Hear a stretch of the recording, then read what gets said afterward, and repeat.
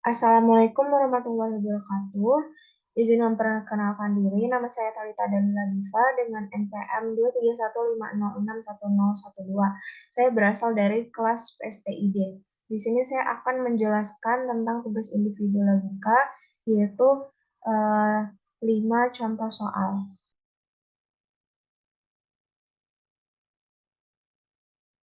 Yang pertama itu ada deduksi alami.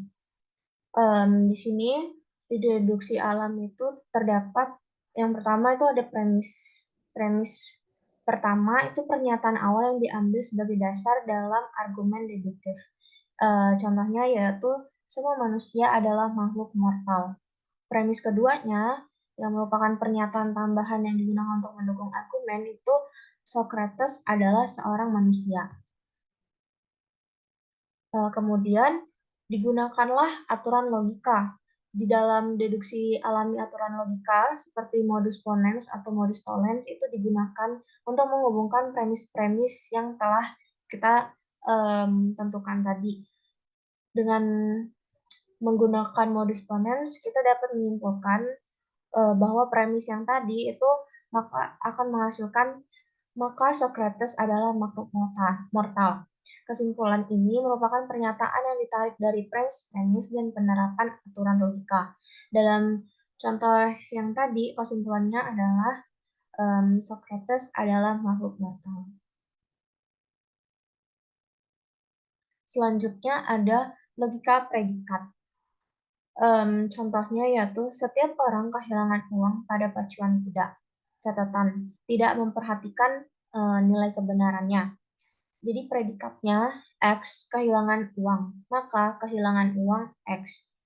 X pada pacuan kuda, maka pacuan kuda X. Tafsiran dari kalimat itu yaitu untuk setiap orang yang berada pada pacuan kuda, maka kehilangan uang. Atau untuk setiap X, jika X berada pada pacuan kuda, maka X kehilangan uang.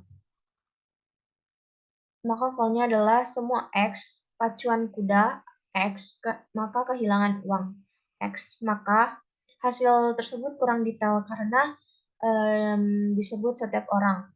Maka yang benar adalah manusia. Jadi harus ditambah predikat baru, yaitu manusia X, agar mempunyai makna yang jelas. Jadi semua manusia X dan pacuan kuda X, maka kehilangan uang.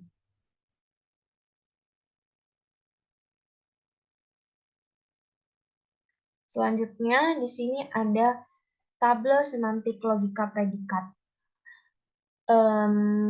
Apakah dua buah ekspresi logika itu konsisten bersama-sama? Contohnya yaitu ini ada negasi A maka B dan negasi A atau B. Tabel semantiknya bisa dibuat seperti berikut ini. Negasi A maka B, negasi A atau B. Turunannya negasi A dan B. Turunan dari negasi A adalah A, negasi B tutup. Kemudian turunan dari B adalah A dan negasi B tutup. Yang mana negasi A maka B ini merupakan yang premis pertama dan negasi A atau B itu premis kedua. Kemudian negasi A dan B itu aturan yang ada pada nomor 2 di tabel semantik ini. Jadi kalau misalkan A atau B, maka turunannya menjadi A dan B. Selanjutnya di sini jika negasi A ini, maka turunannya akan menjadi A, kemudian B ini turunannya menjadi A. Yang mana aturan ini ada pada aturan 8. Aturan 8 ini merupakan premis pertama. Jadi turunannya akan menjadi A dan turunannya lagi akan menjadi negasi B. Dan akhirnya akan tertutup. Selanjutnya yaitu resolusi logika predikat. Misalkan kita memiliki pernyataan logika sebagai berikut.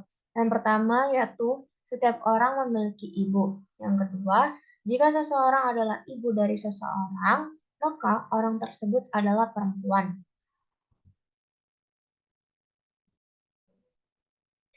Selanjutnya yaitu kita bisa menerjemahkan pernyataan tersebut ke dalam logika predikat sebagai berikut.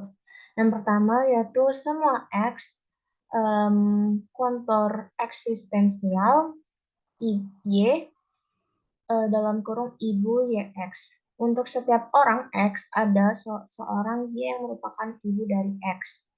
Yang kedua yaitu semua X, semua Y dalam kurung ibu YX. Maka perempuan itu Y untuk setiap orang X dan Y, jika Y adalah ibu dari X, maka Y adalah perempuan.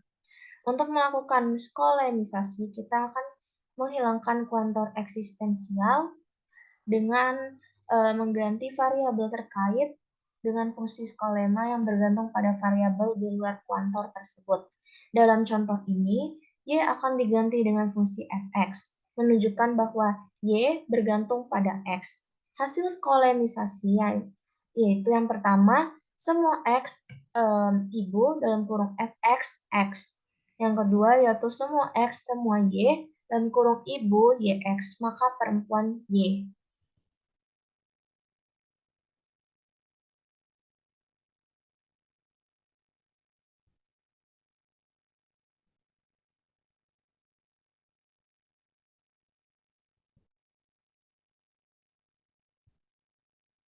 Selanjutnya yaitu deduksi alami logika predikat. Premis yang pertama, terdapat semua X dalam kurung manusia X, maka mortal X. Manusia atau Socrates.